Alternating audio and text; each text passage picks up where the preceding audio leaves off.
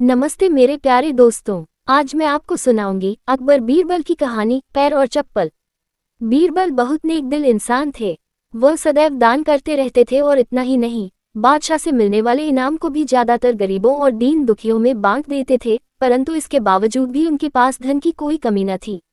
दान देने के साथ साथ बीरबल इस बात से भी चौकन्ने रहते थे कि कपटी व्यक्ति उन्हें अपनी दीनता दिखाकर ठग न लें। ऐसे ही अकबर बादशाह ने दरबारियों के साथ मिलकर एक योजना बनाई कि देखे कि सच्चे दीन दुखियों की पहचान बीरबल को हो पाती है या नहीं। बादशाह ने अपने एक सैनिक को वेश बदलवाकर दीनहीन अवस्था में बीरबल के पास भेजा कि अगर वह आर्थिक सहायता के रूप में बीरबल से कुछ ले आएगा तो अकबर की ओर से उसे इनाम मिलेगा। एक दिन जब बीरबल पूजा पाठ करके मंदिर से आ रहे थे तो भेष बदले हुए सैनिक ने बीरबल के सामने आकर कहा, हुजूर दीवान, मैं और मेरे 8 छोटे बच्चे हैं जो 8 दिनों से भूखे हैं। भगवान का कहना है कि भूखों को खाना खिलाना बहुत पुण्य का कार्य है। मुझे आशा है कि आप मुझे कुछ दान देकर अवश्य ही पुण्य कमाएंगे। बीरबल ने उस आदमी को सिर से पांव तक देखा और एक क्षण में ही पहचान लिया कि वह ऐसा नहीं है जैसा वह दिखावा कर रहा है। बीरबल मन ही मन मुस्कुराए और बिना कुछ बोले ही उस रास्ते पर चल पड़े जहां से होकर एक नदी पार करनी पड़ती थी। वह व्यक्ति भी बीरबल के पीछे पीछे चलता रहा। बीरबल ने नदी पार करने के लिए जूती उतारकर हाथ में ले ली। उस व्यक्ति ने भी अपने पैर की फटी पुरानी जूती हाथ में लेने का प्रयास किया। बीरबल नदी पार कर कंकरीले मार्ग आते ही 2-4 कदम चलने के बाद ही जूती पहन लिए। बीरबल ये बात भी गौर कर चुके थे कि नदी पार करते समय उसका पैर धुलने के कारण वह व्यक्ति और भी साफ सुथरा, चिकना, मुलायम गोरी चमड़ी का दिखने लगा था, इसलिए वह मुलायम पैरों से कंकरीले मार्ग पर नहीं चल सकता था।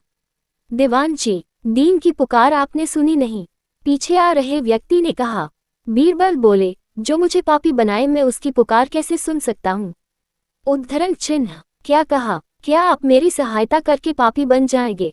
हाँ, वह इसलिए कि शास्त्रों में लिखा है कि बच्चे का जन्म होने से पहले ही भगवान उसके भोजन का प्रबंध करते हुए उसकी माँ के स्तनों में दूध दे देता है, उसके लिए भोजन की व्यवस्था भी कर देता है।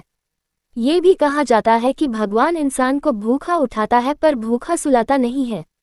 इन सब बातों के बाद भी तुम अपने आप को 8 दिन से भूखा कह रहे हो। इन सब स्थितियों को देखते हुए यही समझना चाहिए कि भगवान तुमसे रुष्ट है और वह तुम्हें और तुम्हारे परिवार को भूखा रखना चाहते हैं, लेकिन मैं उसका सेवक हूँ। अगर मैं तुम्हारा पेट भर दूं तो ईश्वर मुझ पर रुष्ट होगा ही। मैं ईश्वर के विरुद्ध नहीं जा सकता। न बाबा ना, मैं तुम्हें भोजन नहीं करा सकता, क्योंकि यह सब कोई पापी ही कर सकता है। बीरबल का ये जवाब सुनकर वह चला गया। उसने इस बात की बादशाह और दरबारियों को सूचना दी। बादशाह अब ये समझ गए कि बीरबल ने उसकी चालाकी पकड़ ली है। अगले दिन बादशाह ने बीरबल से पूछा, बीरबल, तुम्हारे धर्म कर्म की बड़ी चर्चा है पर तुमने कल एक भूखे को निराश ही लौटा दिया, क्यों? आलम पनाह, मैंने किसी भूखे को नहीं बल्कि एक ढोंगी को लौटा दिया था, और मैं ये बात भी जान गया हूँ कि वह ढोंगी आपके कहने पर मुझे बेवकूफ़ बनाने आया था। अकबर ने कहा, बीरबल, तुमने कैसे जाना कि यह वाकई भूखा न होकर ढोंगी है? उसके पैरों और पैरों की चप्पल देखकर ये सच है कि उसने अच्छा भेष बनाया था, मगर उसके पैरों की चप्पल कीमती थी।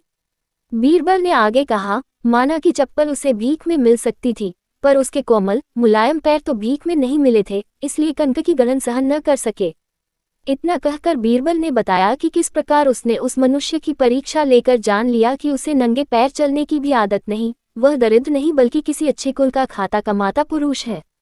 बादशाह बोले, क्यों न हो, वह मेरा खास सैनिक है। फिर बहुत प्रसन्न होकर बोले, सचमुच बीरबल, माबदौलत तुमसे बहुत खुश हुए। तुम्हें धोखा देना आसान काम नहीं है।